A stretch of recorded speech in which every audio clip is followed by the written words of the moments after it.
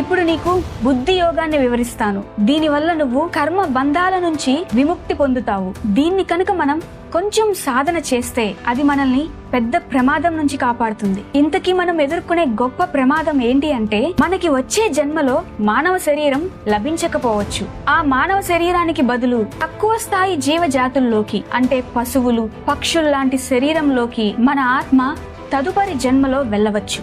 ఎందుకంటే మన తర్వాతి జన్మ ఎలా ఉండాలి అనేది మన కర్మలని బట్టి, మన జ్ఞానం యొక్క స్థాయిని బట్టి నిర్ణయించబడుతుంది.